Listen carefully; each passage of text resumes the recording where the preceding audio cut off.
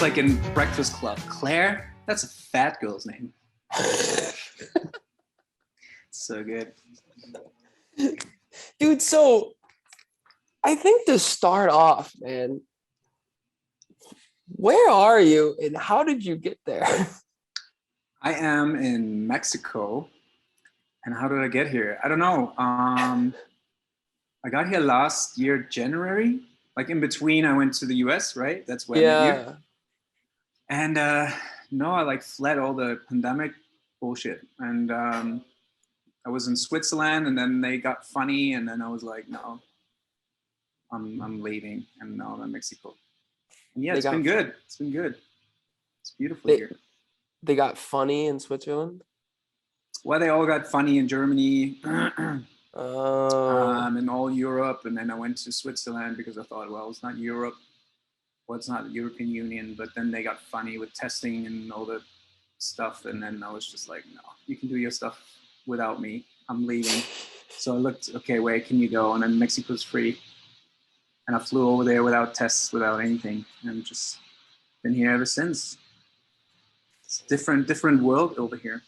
So What's it? Or can you is there a way you can put your computer on something that's not jiggling around? oh, it's on my lap. 1 second. You got like a table or something? Yeah, that would just Wait, I'll just put it on a pillow. on a pillow. Yeah. You're good. Don't have a table. You're good. No worries. I'm actually looking for a table. If anybody has a table, I'm looking for a table. Do you have a spot in Mexico? Like, where are you living? I am actually volunteering right now in a hostel. Oh, you're at a hostel? Yeah. What town are you in? I'm in San Cristobal. It's like a little town. I mean, not little. It's like 200,000 people live here. Oh, wow. But I live in the historical center, so it's pretty small. Okay. I mean, so this is Pauli, everybody. I met this guy near Big Sur, California, on the coast of California. I was traveling with my girlfriend at the time, and we were driving up the coast, and then all of a sudden we were parked on the side of the road, and this random biker dude comes and stops next to my van. And I was like, yo, what's going on, man? He's like, yo, what's up? And we just kind of started talking. And then he starts telling us how he's biking all the way up California coast. And then we just have like a great interaction. And eventually we end up meeting each other back up in NorCal. And eventually he gives me his bike. And I've had his bike ever since. And the bags. And the books. I gave you my books because it's so heavy. It's like, dude, can I take anything from you? It's so heavy. I'm like, yeah, I'm traveling with all my books. Yeah. I gave you all my books. Yeah, that describes you so well. Like this guy had like 2 bags that he put on his bike. One of them was like bare minimum clothes, and the other half was books. Like there was nothing. Books and painting stuff. Probably majority of the weight of what he was carrying around the world with was books. Yeah. And it's the same still, dude. I'm just downloading all the books and just have, like in the hostels, they have all these kind of books, I have like this big of a shelf with all the books about, like secret geometry and Alice Huxley and all these great books that I've never read, and I want to get into all of them. Dude, it's crazy. You gotta read, man. You gotta feed your head. Yeah, so true. It's crazy how many like great books are out there that you just like haven't read yet, and how many people have spent their entire lives dedicating to just like creating one work of art, and you can download it in like 2 weeks. Just like finish that book, and like you get an entire life's worth of knowledge just in 2 weeks. Exactly. So cool, dude. Yeah, and every book just gets you a little further. It just opens up a new. I don't know who said it, but I think it was Hesse or someone. Like whenever you read a book, it just opens like a new dimension. So you're like living in like all these multi-dimensions. What dimensions? What dimensions have you opened recently? Exactly. I was opening. What did I read? The Last Walls of the Tyrants. That was pretty. It was like a medium that channeled, I think Ramta or something that was called, about like what's going on, like the male ego dying right now, and the secret societies and all these, just a bunch of people that own basically everything, and they're slowly being discovered and losing, man. The Consciousness is male winning. eagle dying? Yeah. What does that mean? Well, it's basically, how do you say, like the male dominance that we see around the world. The feminine is coming in, and slowly being like, they try to hide everywhere, but you can't really, they can't really hide anymore. Like, it's so obvious right now. I mean, you see the news, you see like all the corona stuff happening, you see all where they're trying to, like wiggle their way around, but people are waking up. Like the whole world is starting to waking up right now. Waking up from what? Well, waking up from the illusions, from everything that they've been fed their entire lives. Do you think? Like, do you actually, like, we're getting closer? Because I mean, I feel like, I don't know, maybe at least in America or something, it just feels like people are drinking the Kool-Aid just as much as ever. Well, I mean, they're being fed the media and everything, and they should still are being trying to, being stuck in that system and everything. And I think they're trying to do everything so that they keep, like, to stay in there. It's like Plato's analogy, the cave analogy. So people are just trying to, they try to be kept in the cave, showing them the stuff. And I think a lot of people, they're seeing the outside now. They see that there's something else. I think there's going to be, psychedelics, they're going to be legalized. I think all psilocybin, I think LSD, MDMA. I think people will start to work with all this in the like with therapy and all of this, And I think, yeah, with that, I mean, and what happened before, the pharmaceutical companies, they try to get, they try to feed that, they try to go against it, because well, you do one therapy session with psilocybin or LSD or MDMA, and then you can basically cure depression, you can cure, alcoholism, anything that is addictive with like 1 or 2 sessions. So I don't have to buy your fucking pills anymore. Sorry for swearing. Is that okay? Can I swear on this? Oh, go for it, dude. So they don't buy any lifetime drugs anymore that they have to eat every day or like twice or 3 times. So they're losing customers basically, through these substances. Yeah. So I think this is basically why all this stuff is being illegalized in the first place, right? Pharmaceutical companies, they know all about this stuff. They know that it helps, but they don't want to cure. They want to keep the customers on the payroll, right? Same with the pandemic. It's the same thing, right? Yeah. Put out a disease, put on 1, 2, 3, 4 vaccines. It's just money. It's just blinging, bling, bling, bling, bling all the time. So people are buying into this, and this is what I mean with a male ego, like with the couple of families that there are, that the ones that rule the world, the ones that have all the banks, have all the resources. I mean, we can go deep, deep, deep into this rabbit hole, with the gas, with the cotton, started with the hemp, back with the marijuana, where they could make clothes like way easier, more sustainable. No, it doesn't pay. You could go into like alternative energies, free energy, back in the day with Tesla. Don't want that, so you get rid of these people. So people are going to buy your fuel, and then I don't know how far you I don't know how far you want to go. So it's basically all about money, control, power. Try to get rid of all these people. Try to keep control, and try to keep people on the payroll. So, but I think this is what's going to happen. Like psilocybin. Back to the actual topic. Psilocybin, I think LSD, MDMA.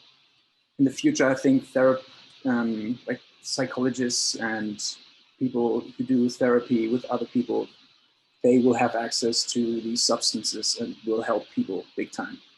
It's like one of these things, you know, that we will have access to, I'm thinking.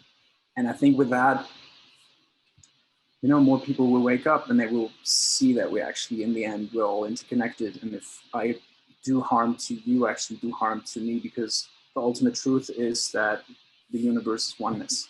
So The universe is one. Do you have personal experience with psychedelics? yeah, I had a funny little mushroom trip actually in Mexico 3 years ago. Yeah, what happened? Well, what happened? So I bought it, and the guy was actually said bon viaje. It's probably more than 5 grams, which they say is like the hero dose. So I sat down, had a little tea with this stuff. Was listening to Pink Floyd with Hey You, and Breathe. And I thought I was dying. I was like, okay, I'm done for it. I was like laying down. I was like, okay, I poisoned myself. Like, I'm dying right now. Like, there's no way I'm gonna go out. But what happened was, I think the ego was dying, like the one that I thought that I am is dying. And what I had to say to myself is like, just let go. You know, I have to lose control. Like, just let go of all my control. Like, just let it do whatever you want with me. And from that point on, it was like, bang. And it's like what I'm reading right now. I'm reading Aldous Huxley. He describes his trip on mescaline. It's like the doors to perception, I think, between heaven and hell. You basically go back to like child brain. So you lose all your conditioning. That means you experience, you just don't know you experience.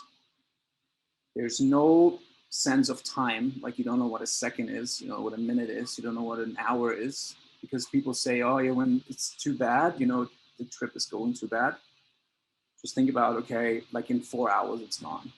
The thing is, you don't even have any idea of how long, because you're just completely in the now moment. You also lose complete sense of space, because you actually realize that you are everything. You're that little fly that's flying around. You are the tree. You're perceiving yourself as what you are, and you just look down on your body and you just, what is this? Like, what am I in? You know, and you realize that you're actually just this avatar. You're just like in this avatar walking around with these hands. You know, you can grab stuff. So actually, you realize, or you experience, that you are actually experiencing yourself as God, or whatever it is. Then you ask other people, like, how old are you? Like, I met this 20-year-old dude, and I met this 65-year-old dude. And you ask them, like, how old are you? And then you realize, like, it doesn't matter. You're all the same age, because you're all the same. You're all, like, as I said, like, the ultimate truth is oneness. You are everything. So I'm talking to myself right now. You're talking to yourself right now. So you're mirroring each other. You see money. I had this money in my hand, and I just look at it, and you just see paper. So as I said, you lose all the conditioning. So you see, that's an illusion. Time is an illusion. Like, your age is an illusion, because it's just the age of a physical body, you know? What else? Oh yeah, I had my camera, you know, and that's the thing. Like, you just leave stuff, because you know this is not me. Like, this is what John Lennon said when, like, think about no possessions, because we actually don't possess anything, you know? So you lose attachment to things, to material, to people, to everything. And then whatever I wanted, whatever I thought would happen, it just happened, you know? I needed like this and this and this, and then it would just appear out of nowhere, you know? Everything that you thought would instantly manifest. Yeah, that's kind of, and I've just thought about it, like, wow, this is like where I want to be. And I actually did it because I was reading in the Jack Kornfield book, The Wise Heart. He said, if you want to get into the mindset of like what monks feel, just have like a heavy mushroom dose, and this is actually where you go. And I think that's where they're in. They're just completely so much in the present with not thinking. They just experience everything as the present moment. They don't have a feeling of time. They don't have a feeling of possession or anything. And it was liberating, you know. It's like such a liberating feeling, because that's, I think if you lose all your conditioning, that's where you could get to. Yeah. Wow. So what's your background? Where you're from Germany, right? You Born there, grew yeah. up there. I don't know where I'm from, but yeah, I was born there. This What is where my explain your childhood and then how you decided to kind of leave normal society and just kind of take off. okay. I actually just saw photos of where I grew up. I actually grew up in like a little town where like we have now 17,000 people. I think back then it was like 25,000. So they actually built this city. Back in the day, it used to be like they made glass. That's what Okay. they did. And all these big, think about like these square buildings that you see in like all these like East communist European um, cities, you know, they all square and they all over each other. It looked like prison buildings basically. There's no color to it. They're just next to each other, you know, just like one or two different models of cars. So I was born 1984, George Orwell, in East Communist Germany. Thank you very much. And I lived there for 6 years until the wall came down. So, and how I got grow up, like how I grew up was basically just, yeah, well, like the communist mindset, right? You have to sit down, eat. You can get up when you're finished. Went to kindergarten, you know, authority person. And I think back in the day, I already figured it. Like I was really a rebel against everything, you know. I remember like putting a basket of sand over one of the guards, you know, one of the women, because she wanted me to do something. We had to shower. There was a lot of shame involved, you know, we're like all naked and like laughing at each other. I remember that. And I knew that all this marriage stuff, I was like, I'm never going to get married. I never want to drink alcohol. You know, I was like really like a rebel. Like I questioned everything. Like, why would you do all these things, you know? Why are the people kissing and all of this stuff? It's like, it was really weird. But I was outside most of the times, you know, like we didn't have anything like the kids have these days, you know. But when I was in second grade, we got like a Sega Master System and all this stuff, you know, that rolled over because now we were part like 1990. So 2 years afterwards, we got like all this stuff like CDs, music, vinyl records, all this stuff from like America, you know, all this like all this capitalistic stuff, you know, all the technology and everything that roll over. But my childhood was pretty good, but I spent it most of the time, like, as I said, outside playing with my friends. There was no phones, so you would just get like you knock and you ring at people's doors, hope that they're there. Otherwise, you have to, you know, play by yourself. Um, in a pretty stable, yeah, family. I have a brother. He's 3 years younger than me. We fought most of the time, but I think it's like the Toy Story complex, you know. Like I was the kid, you know, the first kid, and then the second kid came, the Buzz Lightyear came, and so you lose your, you know, your first place, so you have to fight against, like, you have to fight for attention, you know, and when parents are working and all of this stuff, you don't get much attention. So what happened with me was that I tried to get my attention, and what I learned was to get the attention with mostly if I do bad stuff. So I started doing bad stuff, and this is how I got the attention, because if I do good stuff, it was never seen, you know. So most of the bad stuff was seen. So I was got into fights in school. It all, yeah, bad shit. But as a kid, this is like mostly like, if you go back to psychology, this is like like a survival mechanism, right? You try to figure out as a kid, because I mean, kids are smart. You try to figure out like, how do I get this attention? And if that works, okay, I'm just going to do it over and over again, because you don't have a concept of any, you know, conscious or everything. You know, you just do, okay, it works. I get all the attention, and it just works, right? Then when I was third grade, we moved into like the suburbs, and so we moved closer to the forest. So I was in the forest most of the time. And what happened with my dad, like he just when he went to work, or when he came back from work, most of the time you didn't know really how he would react. That's why I said like kind of stable household. Um, but he got all the shit from work, and you know how the parents are. Like sometimes he would come home with like, you know, good mood, and sometimes with like a bad mood. So what happened with me, I kind of developed this skill to see just when people, you know, like facial movements or whatever, I can feel energy when somebody walks into the room, because not because I'm like hypersensitive or anything. It was again like a survival mechanism, you know, that I just had to, because I knew, okay, can I go to him right now? Is he in a good mood? Is he in a bad mood? Do I have to hide? And most of the times I'll just take my fishing rod and I'll just go fishing every day, you know, until the evening, you know, then it's dinner, okay, and then I can go home, you know. So again, I would spend most of the time outside, and then most of the time rebelling, you know, against my parents. So yeah, that was basically it. So yeah, very conservative. There's, and I think to go back to your question, why I would go out, because like deep inside, I think I knew this is not how you're supposed to live life. This is not how it's supposed to be.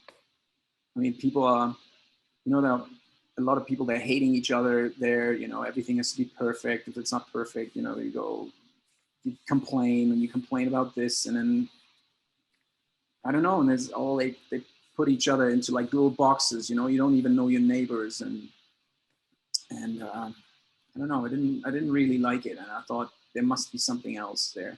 We also had a guy, he was actually well traveling for 2 years, and I was like, wow. And I was just like picking his brain, like, where did you go, and what did you do? And I was so excited. And as a kid, I read all these, you know, all these books like Robinson Crusoe and 2 Years Holiday by Jules Verne, and you know, all these adventure books, you know, where they go into like islands and on ships and wherever, and you know, just like going around the world, and just, you know, in 80 days around the world, and going to the mid-side, what is it, the inside of the world, and all these great books, you know. And I thought, this is what I want to do. I want to go travel the world. So I don't, but everything, you know, everybody tried to keep you in the system, you know. You have to do this, and you have to do this, and you have to start working, and you know, what about family, and what about this and this and this. But deep down, I knew this is not my life. Like, you can do that, you know, you see so many people with that kind of life, but I was like, no, I want to travel. And if I can do that, and if I can afford it, and if I can make it happen, this is what I want to do. So I finished school. I had to go to military, which was kind of cool, because I thought it's like Boy Scout camp, you know, just with weapons, you know, you're like walking around all the time, digging holes, shooting guns, doing all this Boy Scout stuff, you know, and you even get paid for it, and they tell you what to do, and they feed you, and it's like, that was beautiful. And then I really wanted to go to America, and I went to America for a year. I was doing au pair, like I took care of two 14-year-old boys. I knew I always wanted to do something with kids, you know, if it's like teaching or, you know, just taking care of them. I also worked as a social worker for 4 months, you know, where I lived with kids, lived with them, took them to school, made breakfast, you know, did like all the afternoon experiences. I worked in a language school for 7 years. I took them to England and to America, you know, for 2 or 3 weeks. They would stay in host families, and I would just be there with them and take care of them, take them to the police if something happened, take them to the hospital if something happened, change their host families if something happened, you know. I just love to be around kids, because, you know, I still feel like I'm almost 40, you know, I'm still feeling like I'm a kid, you know, and I resonate with Peter Pan, you know, never want to get get old, and you see all the pirates out there, you know, they hate themselves and have the jealousy and the envy, you know, and want to be better than anybody else, you know. But yeah, so then I studied. When I came back, I studied PE and English to become a teacher.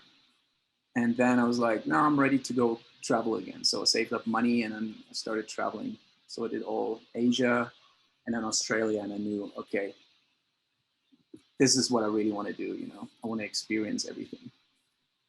And then, yeah, went back to Germany, did 2 years in a school teaching.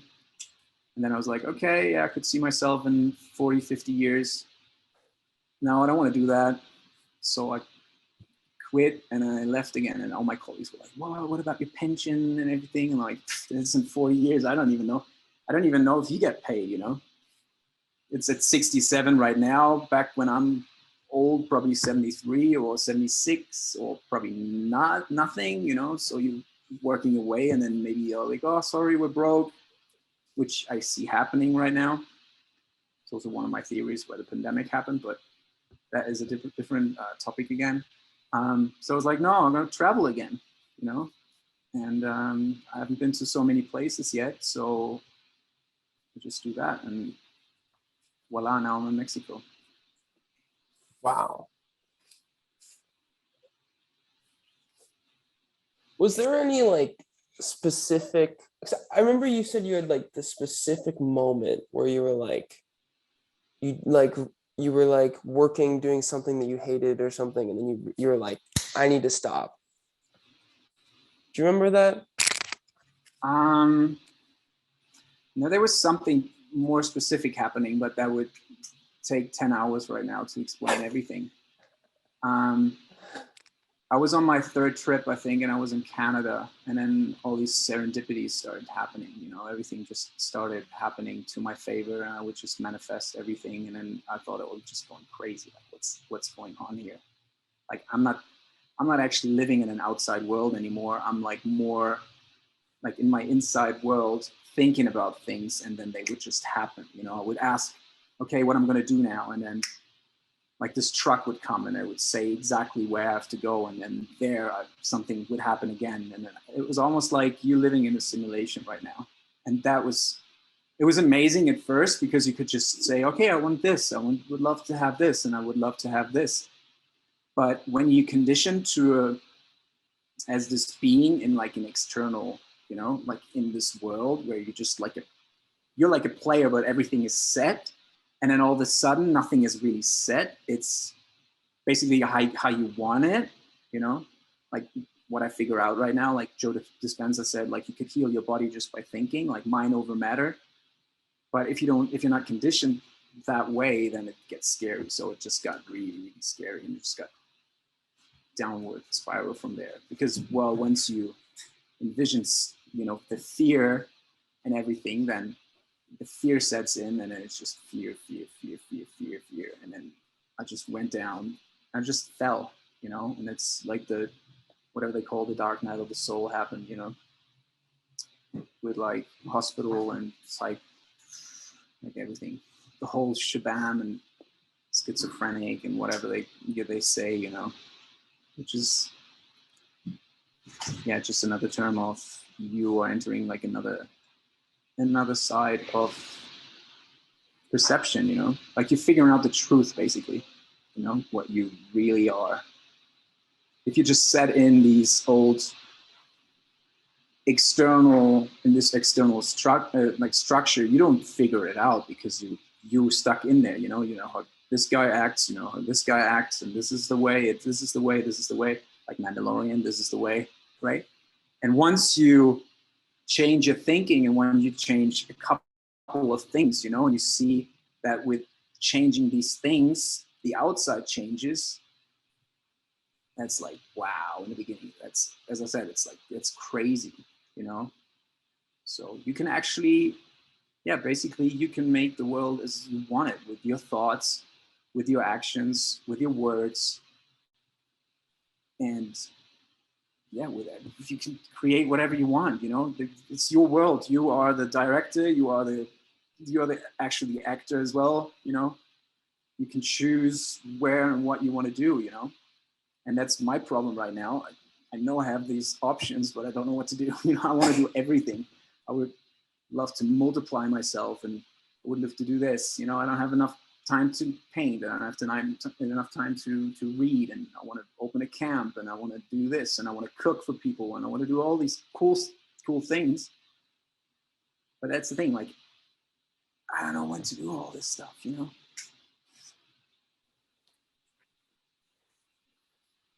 Are you at all interested in like finding a life partner? That's a good question. I think, well, right now I'm still going through so many traumas. Like I still try to figure out, because I have problems with like bonding, like not just like with like females, just in general. Because, well, back in school, I would just go from, I was in a different school, first grade, second grade, third grade, fourth grade, different, like 4 different schools, and fifth grade, all these different schools.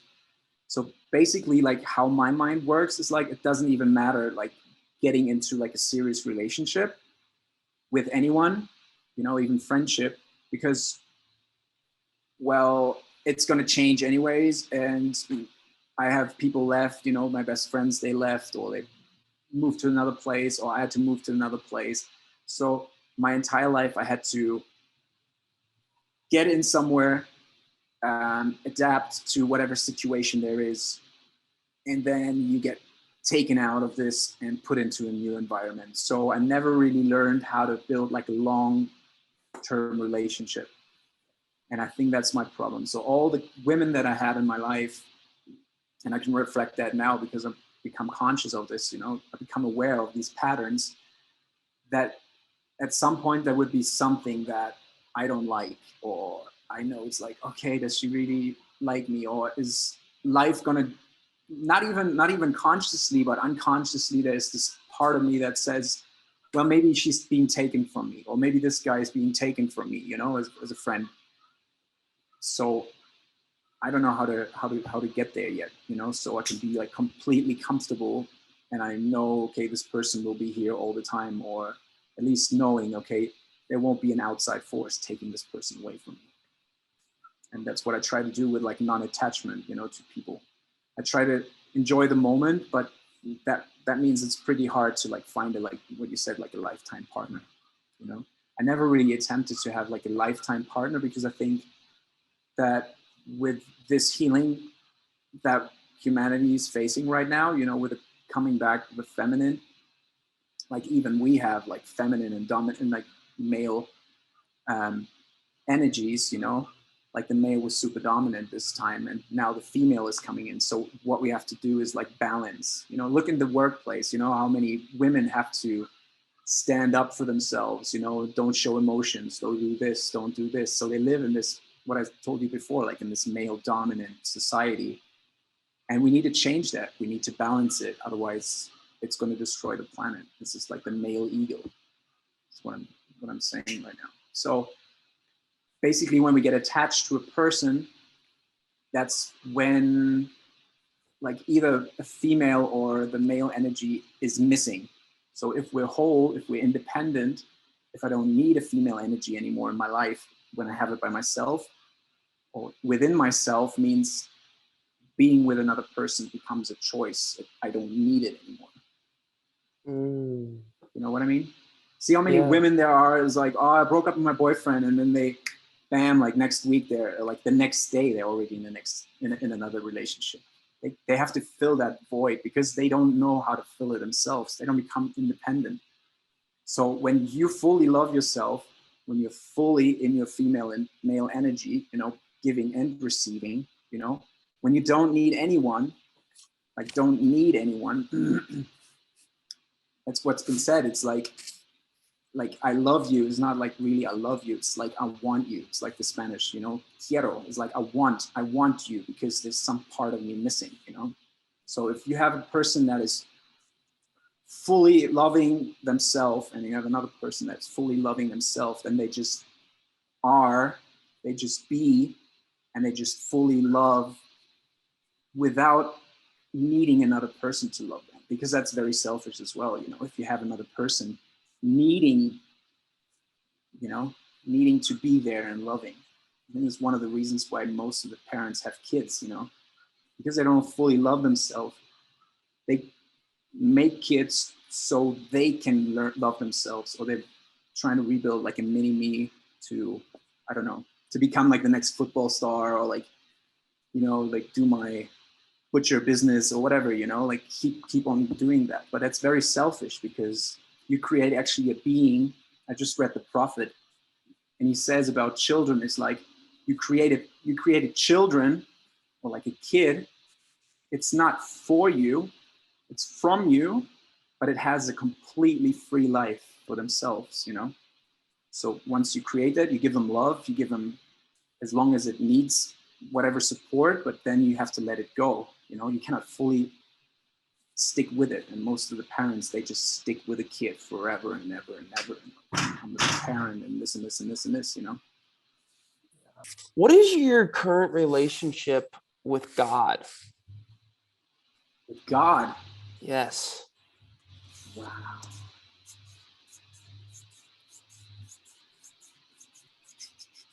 That's a crazy question.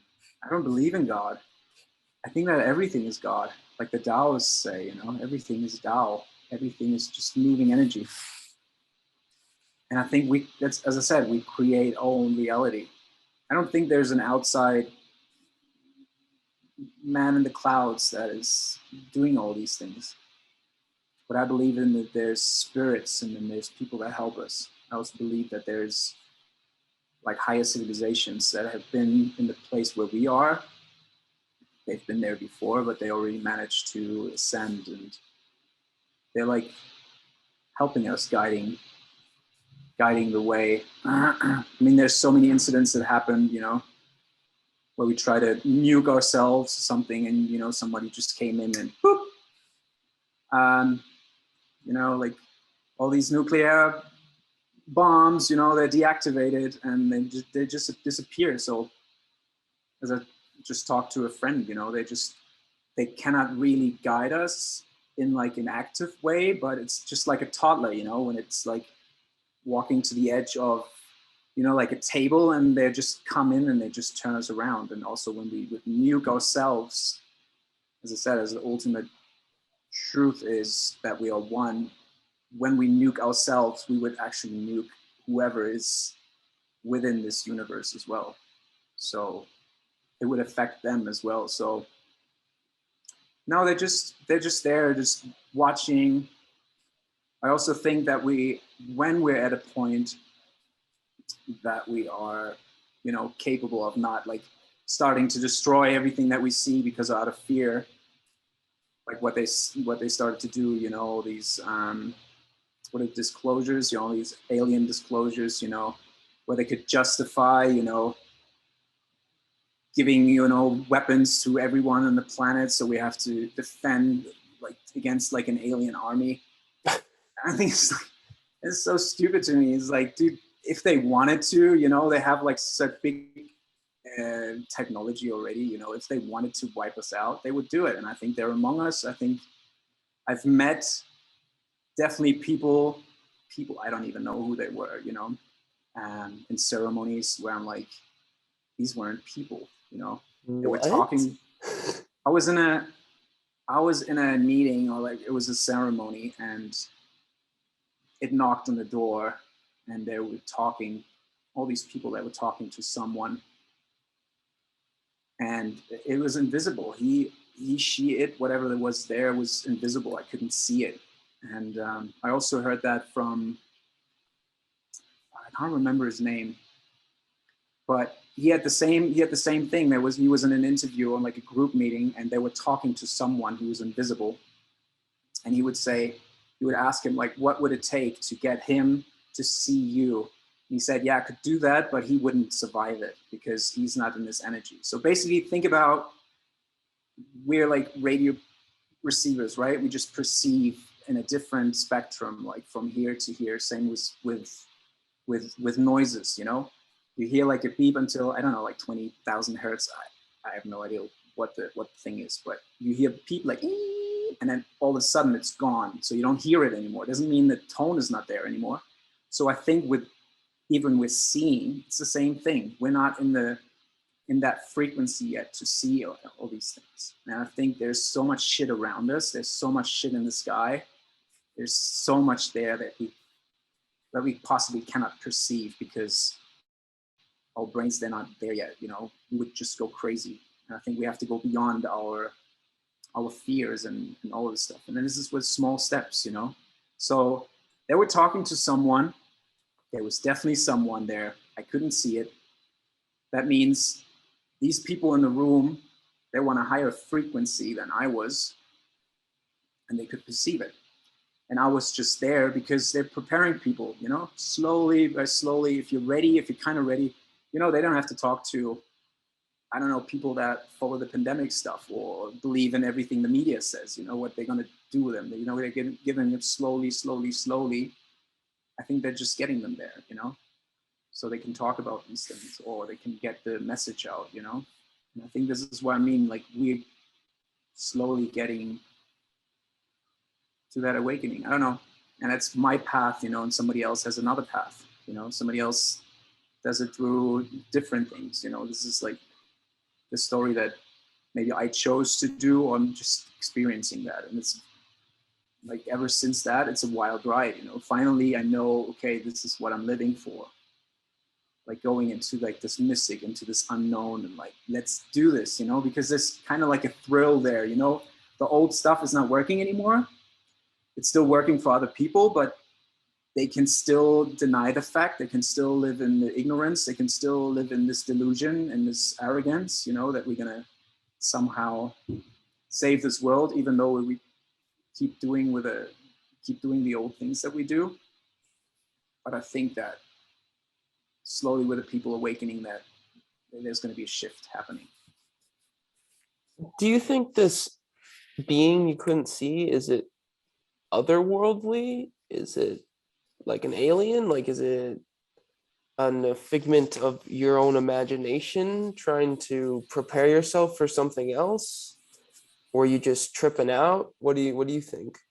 I don't know if I was tripping out. It was so real. Like even everything else was so real. I think, what if like in the Bible, I don't know if it says in the Bible, but we never left Eden. We never left the paradise.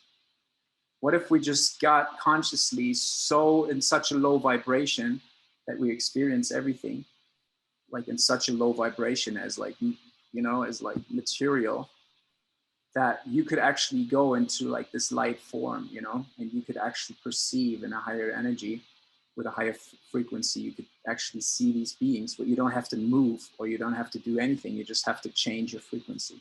And I think this is what psychedelics do, They just get you for a short time into like you just tune into like a different radio, and like in a different frequency, and you just perceive something different. You hear different, you taste different, you see different stuff, but you're not changing like your place. Like you don't go into the different locality. It's just all mind, That's why I think everything is consciousness, and everybody just perceives a different subjective consciousness. Like you perceive something different than I do. If we would walk down the street, you're hungry and I'm horny, I would see all the women that are there, and you would see all the food, and then we would meet, and you would say, oh, did you see all the hamburgers and this stuff and this stuff and this stuff? And I would see, no, did you see all the beautiful women that were out there? And we just, we walked the same street, but we just had different perception of like the street, right?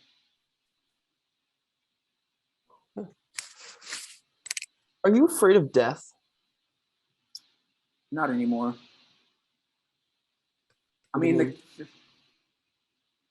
like I went through so many, as I told you, like the mushroom thing, for example, like that was one of the experiences where I thought, oh, like, okay, I'm dead. And then another time, when they caught me and I was locked up, and I thought, well, now I'm going to die, Not really anymore, because I don't think that death is the ultimate. I think death is like Ram Dass says, it's like death is like taking off a too tight shoe. I think everything that is holding us back right now is our conditioning of what is still keeping us from feeling completely free, from feeling like unconditional love. Once we get into this death, we will feel unconditional love. Like we will get into that state of unconditional love because we can just free ourselves from all of this, and we just become light, or we just get into that, like other dimension, where what do they say, angels and all these people like operate from, not people but energies, basically. I think that we're energies but experience ourselves through the physical realm. So we get this physical body, we inherited this physical body, so we can cruise around and we can explore, we can learn, we can jump, we can do all these things, and then we get all these conditions, that keep us stuck in this. But we haven't figured it out yet, that we're actually like all energy inheriting this body, actually cruising around, so we can actually feel ourselves and create and do all this beautiful stuff. But something went wrong, down the path. So all the human stuff got in, all the dharmas, all the greed and all the anger and all the envy and all of this stuff, like basically like the dark overruled the light, like it's out of balance. As I said, like the male dominance is out of balance. Like the yang is over the balance, over the yin, It's how I see it. What are your goals of this life? What do you want to have learned or not? Like, I don't know, what do you want when, by the time that you die? I actually just want to keep doing whatever I'm doing because I just want to play. I just want to help out. I want to be nice to people. I want to just show people that life is not how to say it, like something bad or like something we have to get through, Back in the day, I was just like, how do I keep living? Like, how do I pass this now to do something else? Like once you're in school, you try to get away to, you're always living for the future, always living for like a better moment in the future. I was like, oh, fuck, I'm getting on the, highway. So I want to get as fast as I want to there. And then I'm there and I'm like, oh, fuck, I don't want to be in this meeting. All right, I want to go out and, oh, this food actually sucks. Or like as soon as Christmas, like I wish there would be Christmas, So we're living this entire life based in this, on a calendar with appointments and all these birthdays and everything, like this birthday, like again, like the special day for us. So one day we can feel special. That's why Lewis Carroll, and Alice in Wonderland made this parody, It's like, oh yeah, you have one day and then you're special and then you're not special anymore. And Christmas is like, oh yeah, one day in the family, like we're all happy together and then we fucking hate each other again. Like we always live in this future life. And if we're not living this future life, we're thinking about like what we've done, what we accomplished, and like, oh, like, think about that. That was pretty cool. So we're actually living completely out of the present moment. So, and I think that's what I try to accomplish is like by the time that I die to be more in the present moment. And once you're in the present moment, you enjoy everything. I enjoy talking to you right now because this is what I'm doing right now. And I'm thinking about my salsa class that I'm going to have later, I'm just which I'm gonna enjoy too in the present moment. So just living in the present moment, like doing whatever, and even doing chores, even doing all these things. And I learned that in the Vipassana I did in Thailand, where you do 7 days with complete silence. What? So you have to do, you do 7 days. You get up at 4:30 in the morning. You just sleep on a wooden bed, just wood, nothing else. You meditate, then you get one food at 9, then you do a chore, then you meditate, walk, meditate, you sing a little bit, and then you meditate, and then you go to sleep at 8, and then you get up again. No talking, just being there, just being silent, just with yourself. No phones, no music, no nothing, no sex, no exercise, no nothing. Or we would do yoga in the morning, which shouldn't be called yoga, should be called practice, as Krishnamurti says. So, and the first day, think about, like, I did the chores. I had to mop, the entire breakfast room, like the big hall, and I was like, oh, I fucking hate it. And and the second day, I was like, okay, this is kind of okay. And the third day, fourth day, I loved it. I was loving it, man, because there's nothing to think about.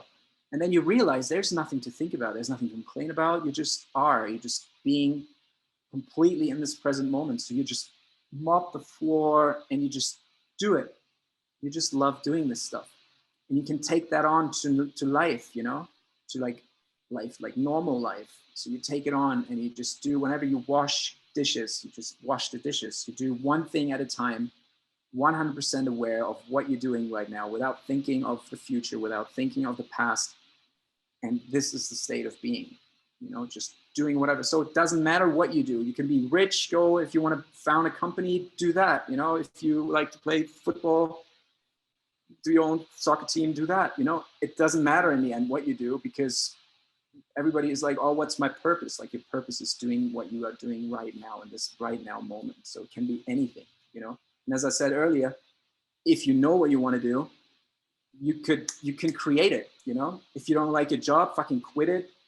Think about having attention, see yourself there, put feet into some emotions, see yourself already there, like joking with your new colleagues, drinking your coffee, and you're doing this, and you will get there. You will meet the people, you will get the finances that you want to have.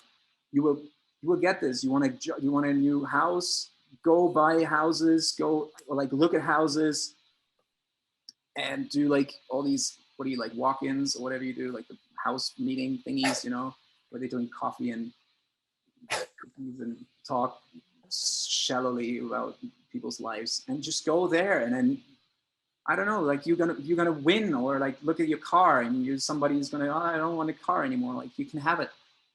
All these things will come to you. But once you attain all these material things, you think about like material things are not what I wanted with material things, Even as I told you with my, I don't know, did I tell you about my guitar? Yeah, I told you about my guitar. I don't know. We met back at the baseball game, right? Yeah. Where my friend Kyle was playing. Uh-huh. And I was planning my trip, and I wanted to get a guitar before in LA. And I never got the guitar. I met a guy, and I wanted to meet a guy. It would never happen. I looked at guitars. I looked at all this, like, small guitars. I saw myself playing. I was like, fuck it. I'm gonna get a guitar, And then all my travels, it was the same thing, I need a new lock because my lock is too heavy. Looked on the road. I gave my lock away to some girl for her university for free, one of those really heavy ones, So there you go. I found one on the highway. I've been given a cooker, a sleeping bag, money, the guitar, from my friend. He was just like, oh, I have a guitar. Like, you want a small guitar? I have a bigger one in Tennessee when I moved back.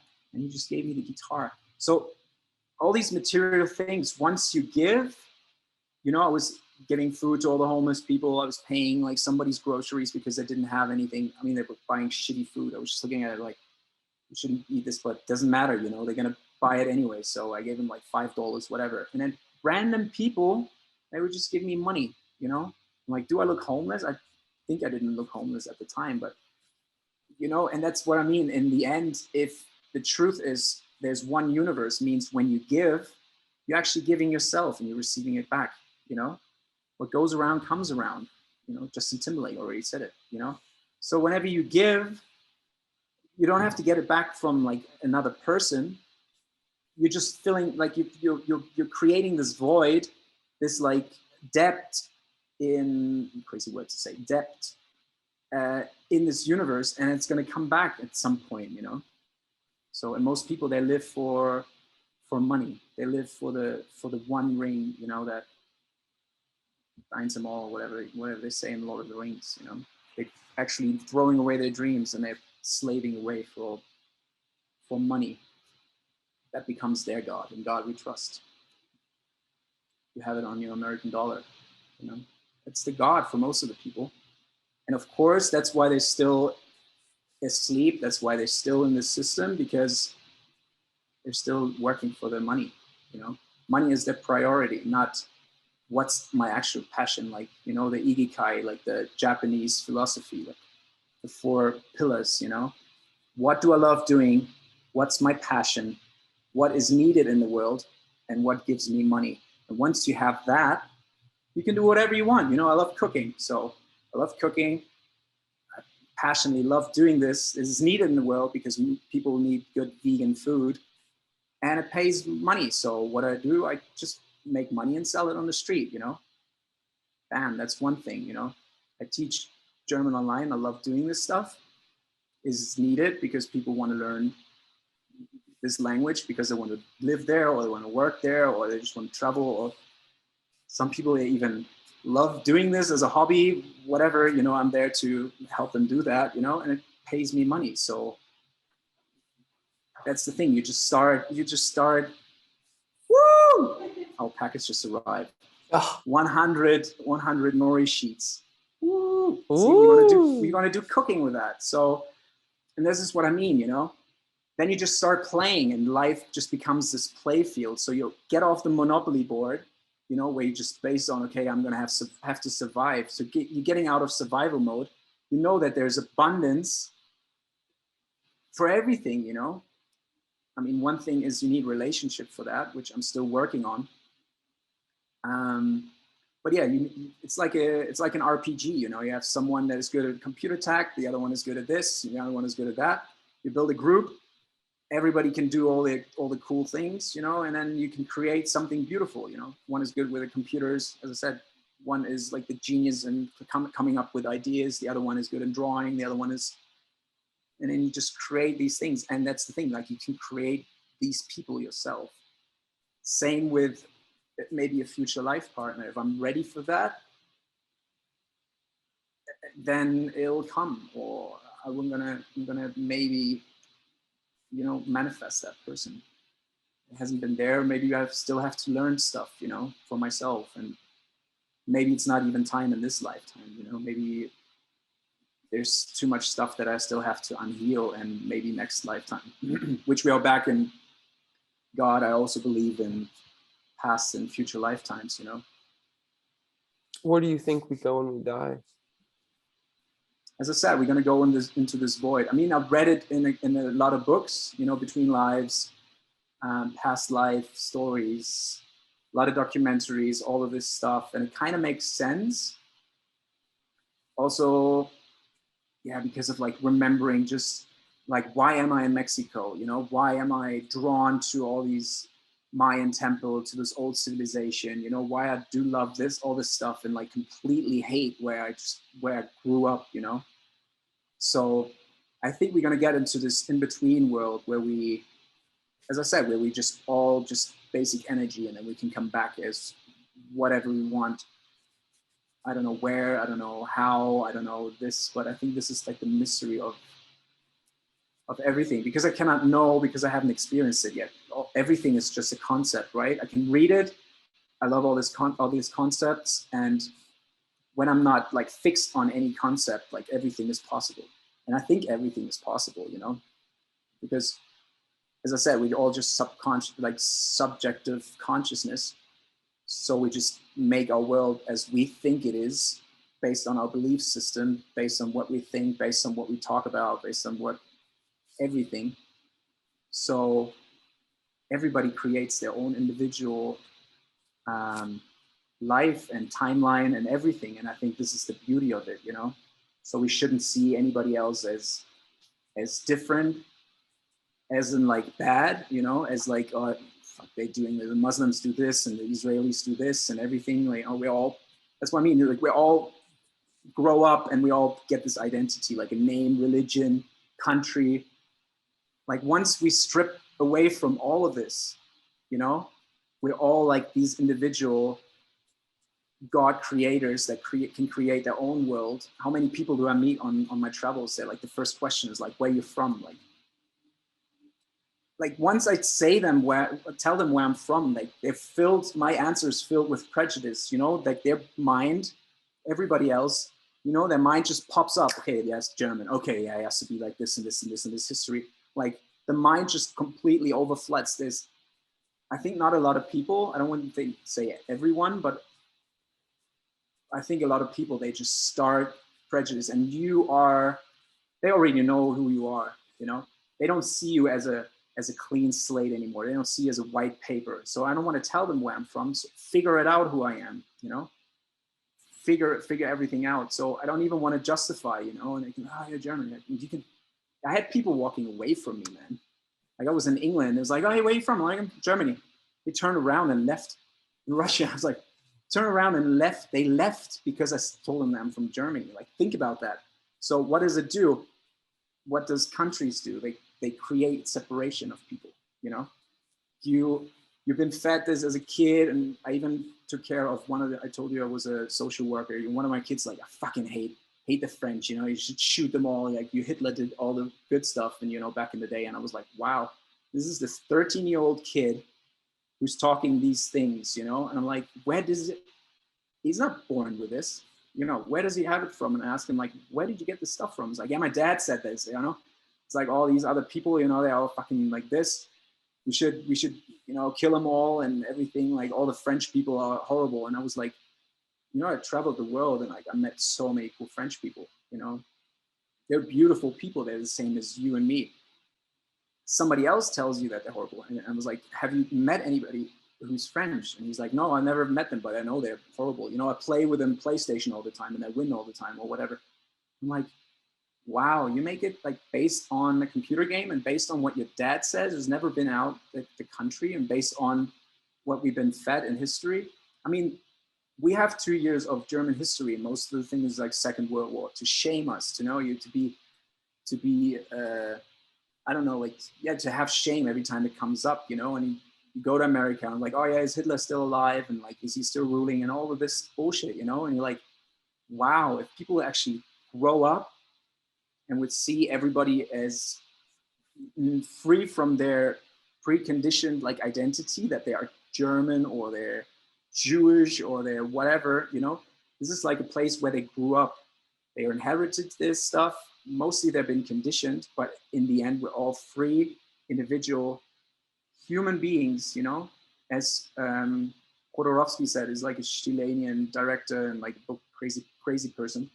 He said, we're all born pure, but we're being defaulted, or we're being changed by society, family, and by our parents. And that's basically what you can see in this kid, you know. It's like he never experienced any of this, but he's taking it on, you know. And if nobody says anything, and if he doesn't experience it, living in that bubble, he passes it on, and it passes it on, and passes it on. So what's the best thing to do is to try to, yeah, meet other open people, go out, travel yourself, and see that, like Aldous Huxley said, like if you go travel, like you see that everybody's wrong about every country. You know, you just go out and you just like, Mexico, it's not scary. Like this is not dangerous. You know, if you're working in a cartel, or you know, if you go out at like 1 o'clock in the evening, you know, like a stupid drunk person, you know, of course it's going to be dangerous, but it's dangerous everywhere. But nothing happened to me, and I've been here for over a year. I don't know if it's the energy, but, and it can be, you can be shot, or you can be driven over, or anything if you act like not responsibly anywhere you want. So like I was like, even in Asia, like you just tell me like these Thai people or these Vietnamese people, or they're all dangerous. They like when you go in the jungle, they love you. All these kids come to you, you know, like all these kids come running to you. They want to play with you. They want to talk to you, you know, and you realize like, wow, like they want to keep people actually from going around and like connecting with other ones, connecting with themselves as like just other selves of themselves, like because they would be them if they would grow up as them, because they just ran through a different conditioned program, you know. Wow. How would you how would you start living a life more full like this? How would you become more present? How would you um, just enjoy the everyday moment? How was your journey to that? Well, as I said, it started in the Vipassana. I think everybody has to just sit down and just be with themselves. I mean, most people you see, they try to get away. They try to get into crowds. They go drink. They do all these things. They turn on the TV.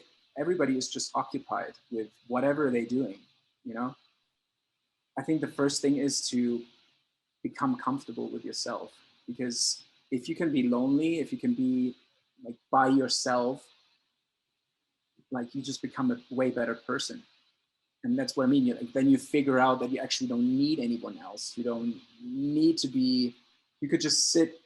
I don't know who said that. Descartes, I think, said like the problems that we have in this world is because people cannot just sit in a room by themselves. You know, Mm. that's what they did back with the Western soldiers. They would just put them in front of a white wall because they would go crazy because they don't know what to do. You know, you put like an enlightened person or like a conscious person in front of a wall, they would just sit there and like, wow, it's a cool wall, and they just meditate. You just sit there, you just be. You know, there's nowhere you have to be. We living in this. Where are we gonna go? Where are we gonna go next? What are they gonna do with us? You know, all these, all these thoughts of the future. You know, because we're not really present. So what you can do is like just try to be with yourself most of the time. Try to get out of your head. Try to meditate. Try to do yoga. I paint a lot, so when I paint, there's no thinking. I'm just right there. This is the flow moment, you know, when you do sports, when you do like what you actually love, you know, like talking to you right now. I mean, there's still all this stuff coming, but it's just flowing out, you know. But I'm not really thinking. It's just like a constant stream, you know. But yeah, these things you can do: meditate, yoga, something where you are with your body, where you inside, not thinking. Amazing. Well, thank you for coming on the podcast. It's been fun, man. Yeah, no worries, man. It's been completely a delight. I mean, I could go forever, but we probably only have that much time. Oh shit, my battery's. Awesome.